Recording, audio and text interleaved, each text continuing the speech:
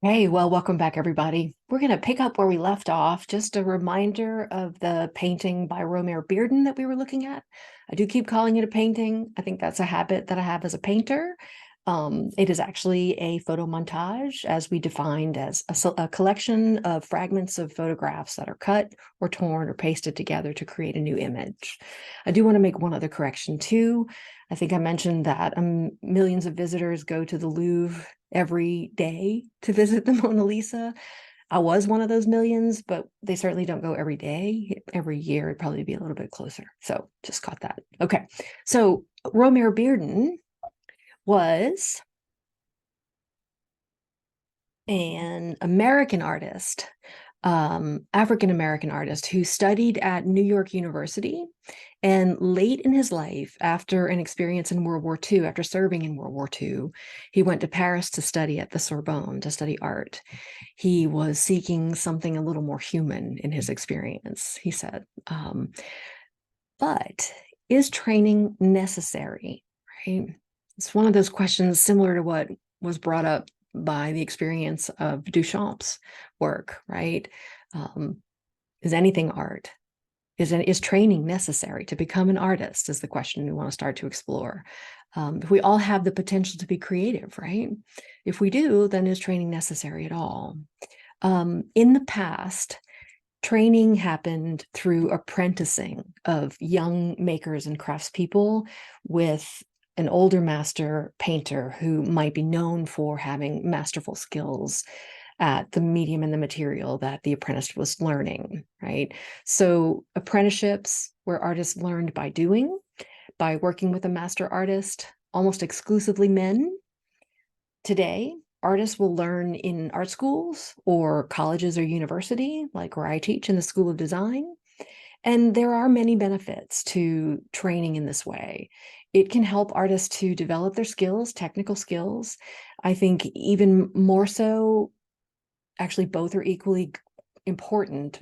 You also would be exposed to a lot of art history, a lot of ideas about art.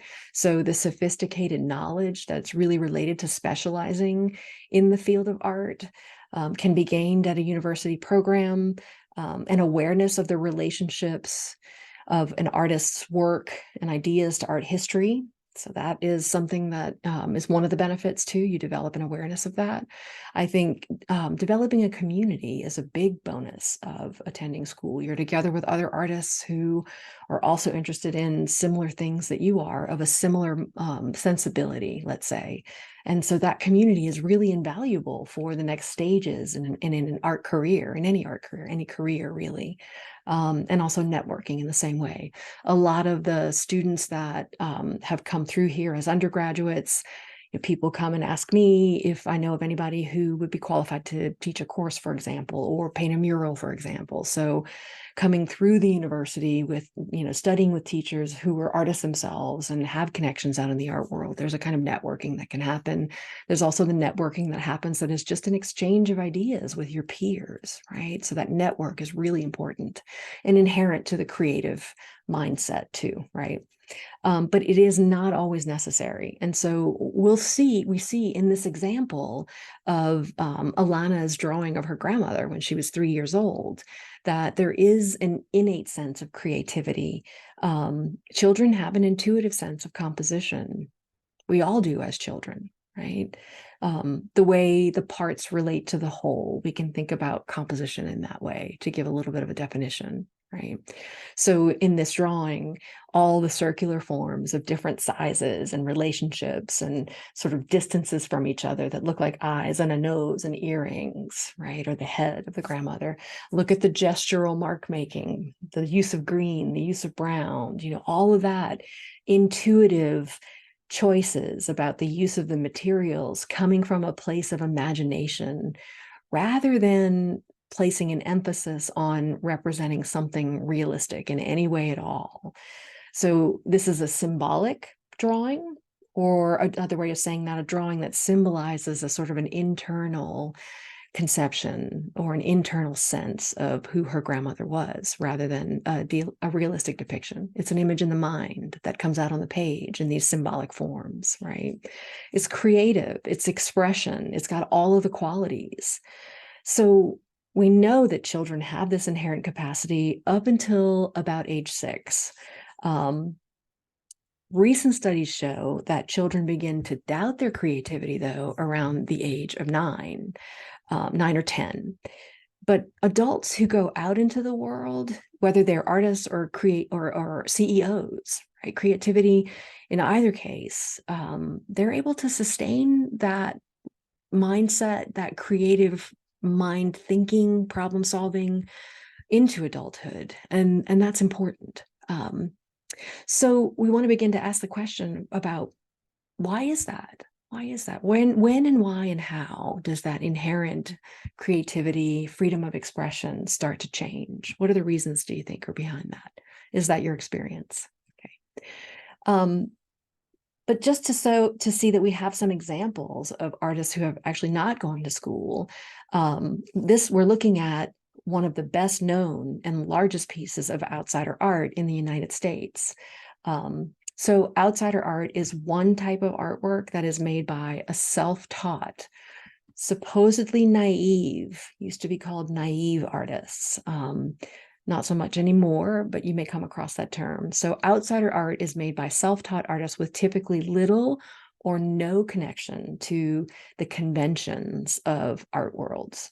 Oftentimes, the artwork that is made by outsider artists illustrates extremes of mental states or extremes of fantasy worlds or unconventional ideas or some sort of elaborate sort of construction. And as I'm saying that, I'm looking at Sabatino's Simon or Simone. He had actually many names that are on record.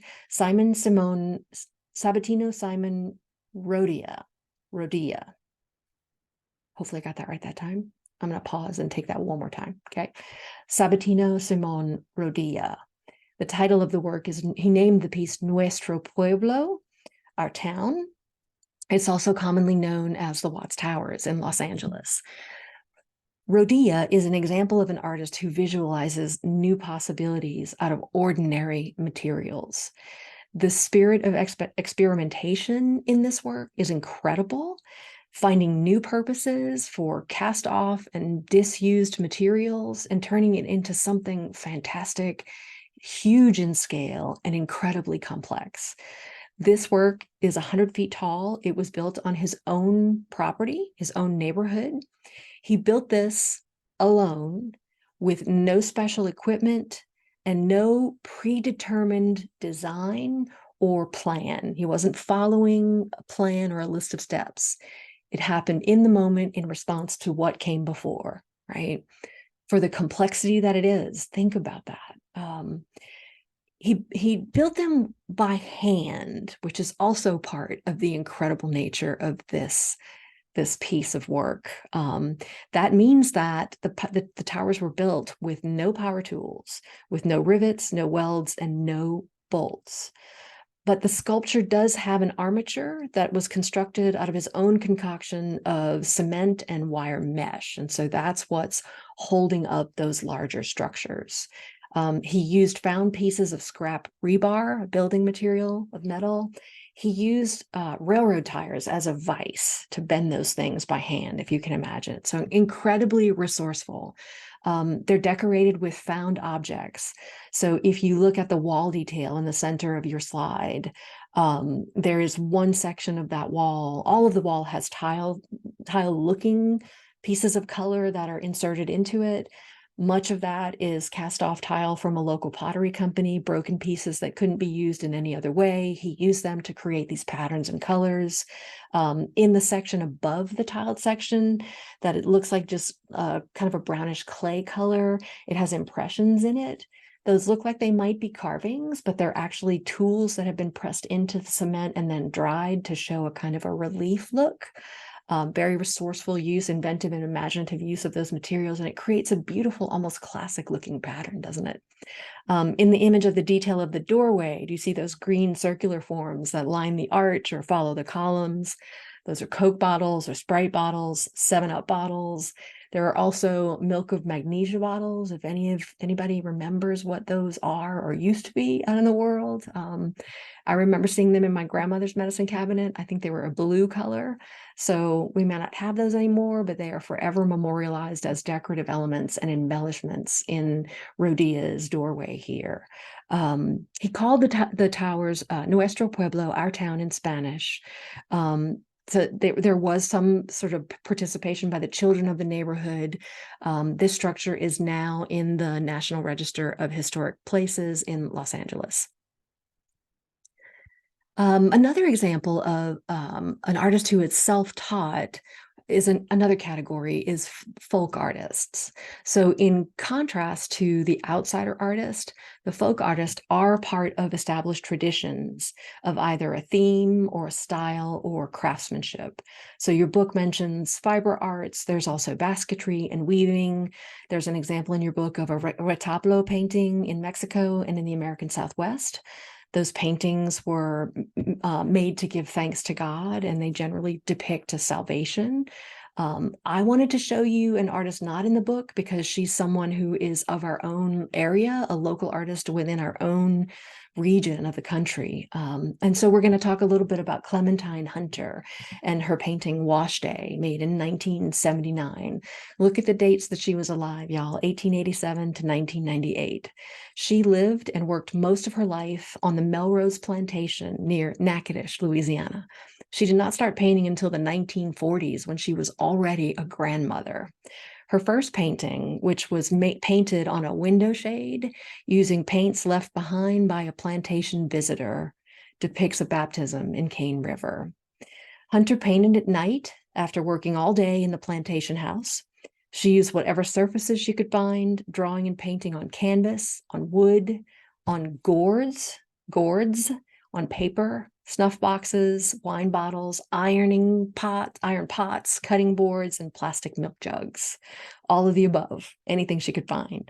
Working from memory, Hunter recorded everyday life in and around the plantation. So we see in the scene of Wash Day that it's a daily activity, doing the wash and hanging the wash. Daily activity around the plantation shows up a lot in her work, from working in the cotton fields to baptisms and funerals as well. She rendered her figures in expressionless profiles and really disregarded any kind of formal perspective or scale. If you look at the sort of what might be considered the background, better said, the house level of this painting, where the yellow house is, look at the scale of the figure next to that, how large she is. So there's no attempt at all to create a sort of realistic depiction of space or depth in the painting, or scale relationships that might exist in life, right? Normally in reality.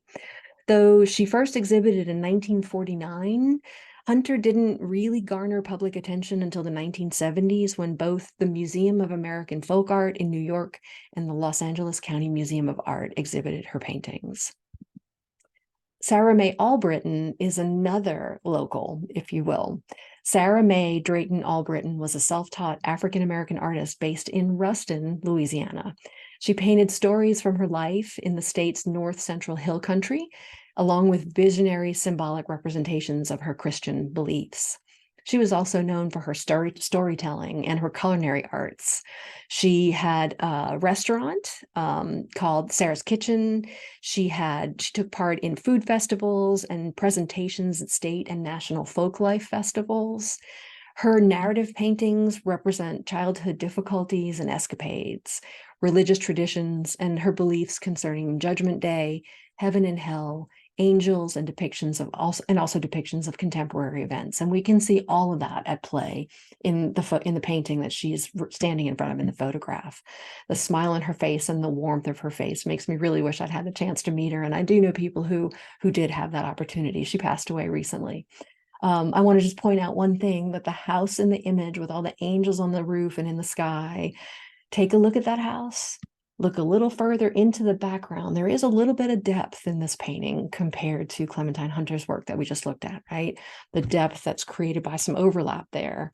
Those two houses look really similar to each other.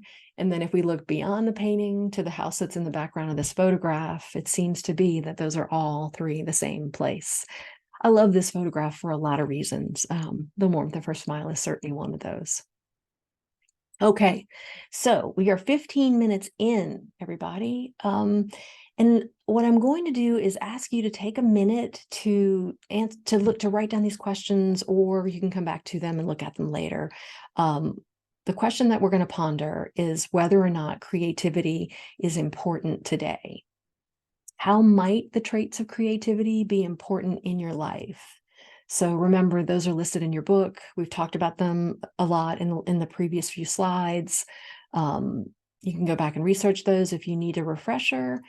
Once you do that, how are those traits important in other areas of your life if you don't make art, right? Or are they other areas besides art making? And then for more on the topic, please check out the TED Talk on the list of TED Talks on creativity. If you haven't seen TED Talks, they are a series, many actually, short lectures about 15 to 20 minutes long that are given by writers, philosophers, scientists, artists, performers, people who are interested in cultural ideas, scientific ideas, philosophical ideas, and creativity fits into all of those territories, right? So I'll post this link to the module, to module 1, so that you can check it out if you have time to, okay? Since we're a little ahead of the game, I'm going to go forward to just a couple more slides, okay? So the Quilters of Gee's Bend, Alabama. These are another example of a group of women who got together to form a quilting circle in the 1960s during the civil rights movement, and inspired by Martin Luther King Jr., the local women of Gee's Bend came together to form the Freedom Quilting Bee. And that was a workers' cooperative that provided economic security and also political empowerment. They are folk artists working in the quilt tradition. And so just a little bit about their history, their development, and their work. Enslaved women from the rural and isolated community of Boykin, Alabama, better known as Gee's Bend, began quilting in the 19th century. And that activity arose from a physical need for warmth rather than a quest to reinvent an art form. Yet, by piecing together scraps of fabric using what they had, they were creating abstract designs that had never been expressed before in quilting. These patterns and these piecing styles were passed down over generations, surviving slavery, surviving the antebellum South and the Jim Crow era. During the Civil Rights Movement in '66, the Freedom Quilting Bee was established as a way for them to make money and as a way to gain economic independence. The Bee Cooperative began to sell its quilts throughout the United States, gaining recognition for this unique style, which is freeform, seemingly improvisational, or inventing on the spot, right? These designs that they're the hallmark of their local quilt design. And as awareness of their work grew, so did the praise and the acclaim for the work. And the quilts then entered the lexicon of homegrown American art. Since then, their quilts have been exhibited at the Museum of Fine Arts in Houston, the Philadelphia Museum of Art, the Whitney Museum of American Art. And in 2006, the U.S. Postal Service even issued 10 commemorative stamps featuring the images of Gee's Bend quilts. So we are going to take a little break here, but I just want to point out a couple of things about the color in these quilts. If you look at the one by Mary Lee Bendall from 2006, that luminosity and the activity of that color makes me think very much of the same kind of rhythm, the same kind of light, the same kind of spirit and energy that we saw in the Kandinsky painting in our first episode. Lorena Petway's incredibly spontaneous, free, playful, sort of overlapping and juxtaposing, putting next to each other graphic shapes of color and active patterns of spots. It's very unusual, very unexpected in so many ways. And yet at the same time, the center portion of that square definitely draws us in so that we almost begin to have this experience of space, of entering into it, okay? So I want to come back to the idea that these quilts were made, that the tradition began out of a need for financial security and out of a need for having a say, having a voice, right? Okay. They used what they had. So we talked about the minimal resources of the chalk, right? In the drawing about taking the slam dunk, the photographs about taking the slam dunk, right? So these are they started out with scraps of material, just what they had. And they made the best thing they could make out of what they had. And that resulted in something unusual, something inventive, something experimental, right? All the qualities of creativity coming into play. All right, so I will go ahead and stop there, and we will join up again when we will start on chapter 2 and talk about the purposes and functions of art. Okay, see you all shortly.